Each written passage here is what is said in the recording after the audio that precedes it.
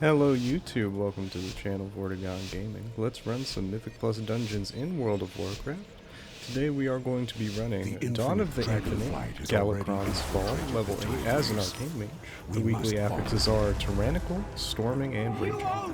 I will do my best to give a live commentary of the dungeon run. If you're into that kind of content, feel free to like the video and subscribe to the channel. So, we are about, I would say, an hour out from the weekly reset, so I'm just running this to get a quick dungeon run in.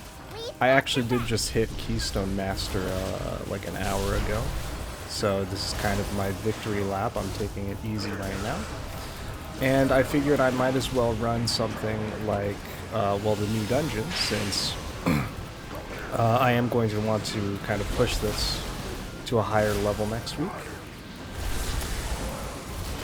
And so if I were to run this right now, just a couple hours out from the weekly reset, you know, I'd get in some practice before we go into next week. Next week is going to be fortified week, so this dungeon won't be, I think, too bad next week. I actually ran this dungeon earlier this week at a higher level. The third boss was kind of rough last time I ran it. And I'm looking forward to not having issues with that boss next week. Anyway, we're gonna go into the first boss. My teammates did call for hero on the first boss, so we're gonna go ahead and pop hero on pull. So this boss is pretty straightforward. It is a bit of a endurance test during Tyrannical week, but there's not really much to the boss fight itself. Those two mechanics right there are pretty much the only mechanics that matter in this boss fight. Sand Stomp specifically, where I normally put it like on the edge of the room right there, so it's out of the way from everything. The tank and the healer have to deal with Chrono Shear. We don't really have to deal with that. Well, unless the tank dies, then we kind of have to deal with that. But other than that, it's basically just Sand Stomp and whatever the other one is called, where he does like the jump to two players. Eon Shatter. Okay. And this should about do it for boss number 1. Go ahead and give ourselves a slash cheer and move on to the next part of the dungeon. Timeways. Alright. This never gets old.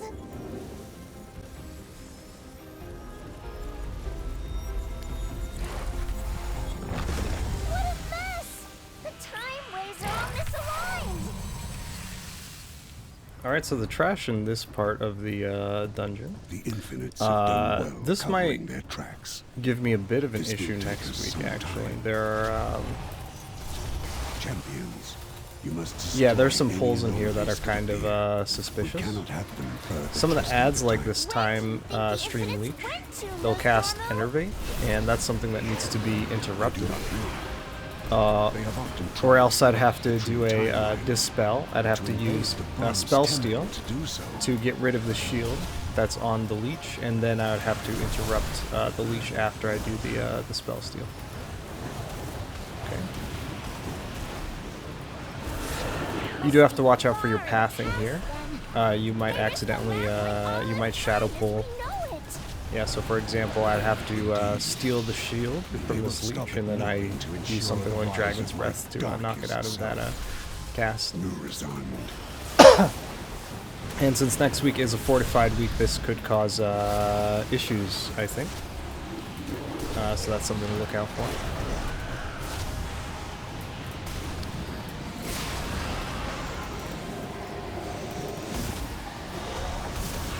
Alright. I don't know if it's the hardest trash mob in this dungeon. It's maybe the hardest trash mob in this half of the dungeon. I know the other half of the dungeon has some pretty bad ones. But you know, we'll worry about that when we get there. Either way, we're going to go ahead and actually, you know what? I think these guys will die before I can get a burn on. I'm not talking too much about the Arcane Mage rotations, as this is only level 8. You can basically kind of sleepwalk your way to a 3 chest in this one. But if you do want to know some information about Mage rotation, I think the tank is confused on where he's supposed to go. Anyway, if you do want some information about the Mage rotation, it boils down to 2 phases. Basically, you have your burn phase, which is you apply Radiant Spark to a target, and then you cast 5 spells at the target, one of them being a barrage, and then as the barrage is traveling to the target, you apply Touch of the Magi to the target. And the idea is that Radiant Spark and Touch of the Magi both give burn windows for you to do as much damage as you can to the target. And then once the Touch of the Magi wears off, you go into your Conserve phase, which is basically you just use your spells in such a way that you have enough mana for your next burn phase. Cannot be allowed to disrupt the Timeways. No, we're trying to fix them. The Timeways shall be protected. We'll wait until Hero comes off cooldown before we use the burn. I am using the personalized Lust talent, so I can actually use Hero on myself, even though I technically have Temporal Displacement on me. Okay, so for this one, we do have to dodge the orbs right here. Ooh, this is going to be hard. Okay, here we go.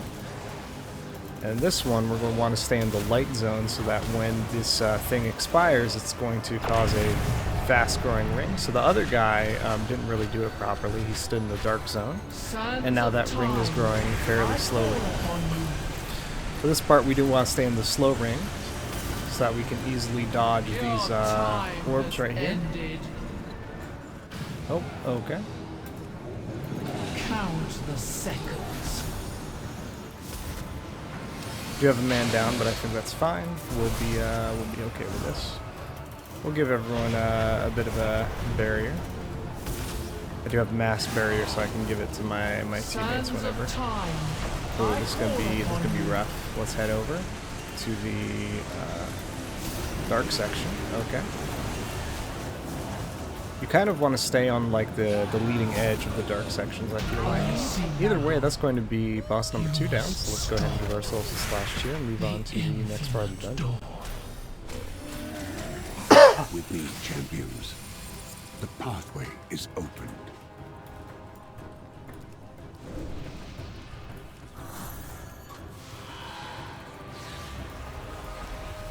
Right, you need to be careful so that you don't pull any of those leeches on the side.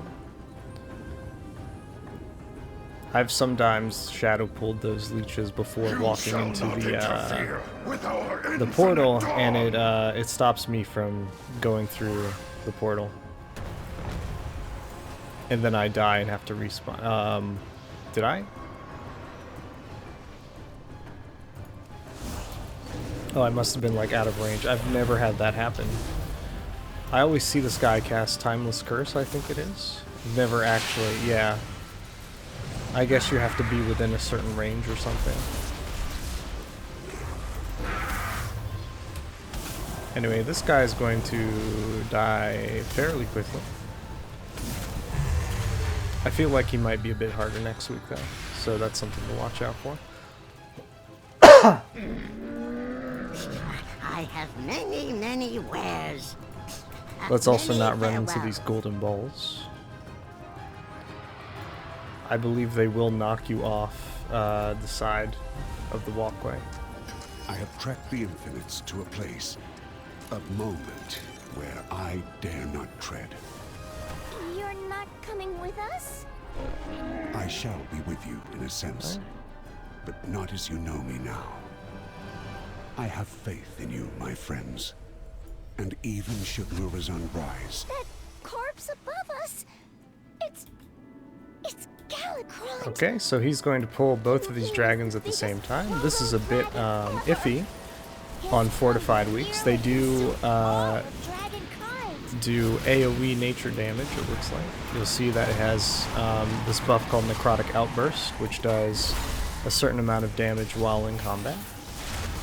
So I'm outlooking that next week when I run this next week at a higher level. The tanks are most likely going to pull one dragon at a time and not both of them at the same time like we're doing right now. So that is something to watch out for. But here we should be good. We actually already have Hero. Be careful. We have Lust back up. And, well, our cooldown is gone in 30 seconds. And then the Lust debuff is gone in 60 seconds. So we'll have it in time for the next boss.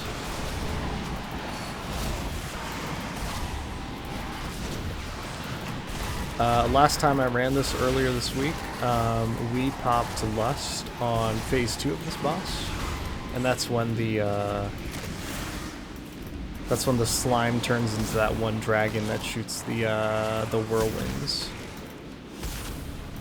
in all directions.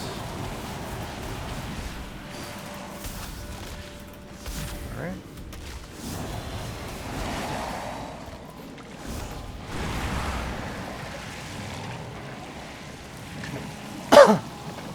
There's going to be a lot of hot potato, I feel like. That slime is full of necromantic power. Hopefully we can kill this boss before the hot potato mechanic gets too irksome to deal with. Oh, okay, there we go.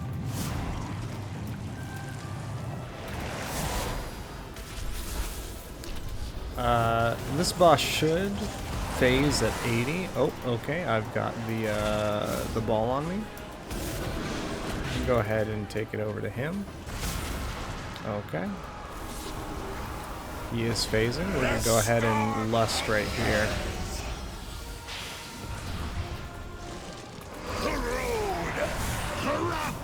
Alright. This one you don't want to do the ball mechanic immediately, since there's going to be a little bit of a time before the boss actually does the frontal. So that takes care of it. Okay. And retransfer.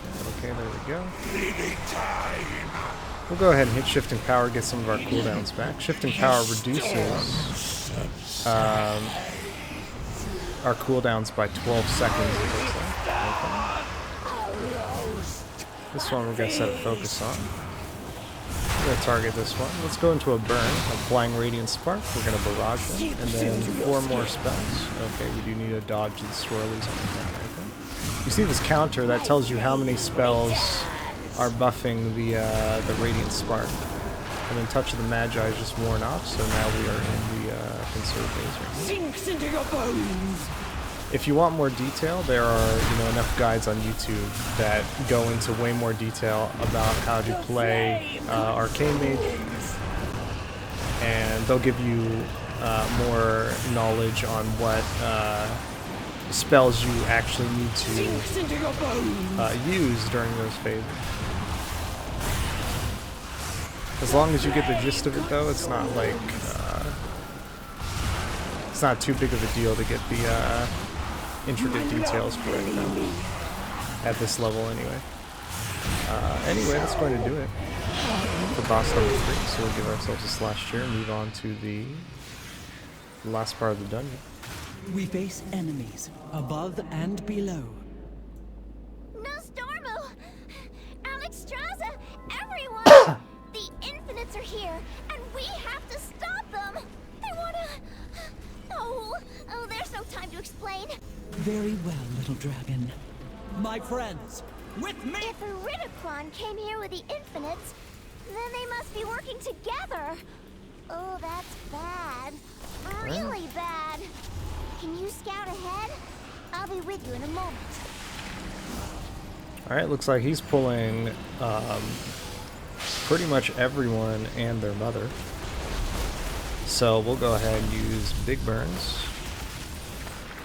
Use some cooldowns. For the future of Azeroth.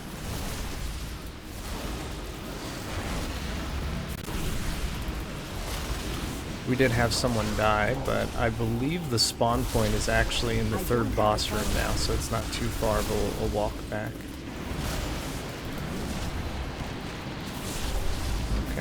interrupt the chrono melt.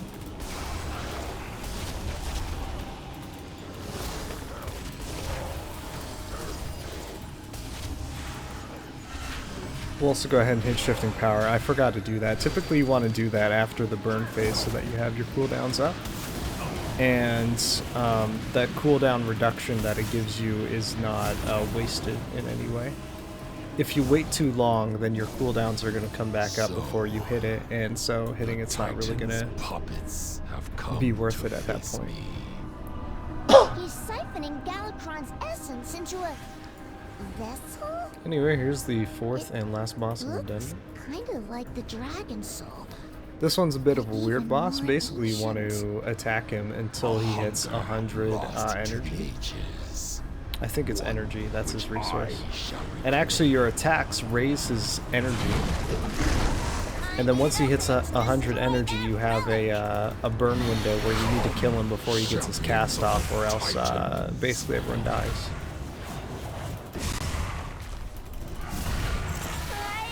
Okay. The extinction blast is on me. I'm going to stand here right on Chromie, and then we're going to stay here since there's going to be a soak mechanic coming up right here. Go ahead and give everyone a mass barrier, and then we'll go into a actually I almost have lust available, so we're going to use lust to kind of buff the amount of damage we're doing to this guy. We do need to burn down his shield to make him stop doing Earth Surge. So my DPS right now is going into burning that shield down. We also need to sidestep these things coming out of the ground. Okay. Touch the Magi has dropped off, so we'll go ahead and hit shift and power to get some of our cooldowns back. Let's take this over to the right. Adds have spawned. We'll go ahead and interrupt so that they'll start running. Want the tank to pick that up, and then we go back to the boss. And I do have my cooldowns ready, but I'm going to save them in case I need them to do the Earth Surge mechanic, or to burn down that shield during Earth Surge. I feel a surge of energy. I shall destroy you. Oh. Show me the Titan's order. Yeah, so I think the priest was in the kind of wrong position at that point.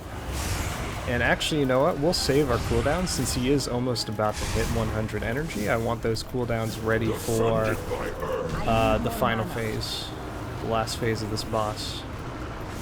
Oh. Never mind, I guess we do need to burn down the shield.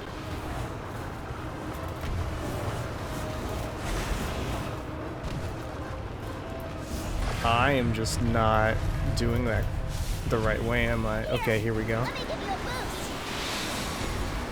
We'll go ahead and burn him down to 0 energy, and that will end the boss fight. And that's going to about do it here for Dawn of the Infinite, Galakrond's Fall. There's a cutscene after we kill him though, but we can exit out of that. And then we can go ahead and give ourselves a slash cheer. And thank everyone for a clean dungeon run, and even congratulate them for 3-starring it. And of course, we are an Arcane Mage, so the common courtesy is to give everyone a portal back to the main hub of the expansion. And that's going to about do it here for this video. So if you liked what you saw here, feel free to like the video and subscribe to the channel. If you want to see me run any other dungeons during Dragonflight Mythic Plus Season 3, let me know in a comment down below which dungeon you'd like to see me run. Hopefully I can get around to posting a VOD of that. Anyway, that's going to about do it for me here, so I hope you all had fun watching, and I will see you all later.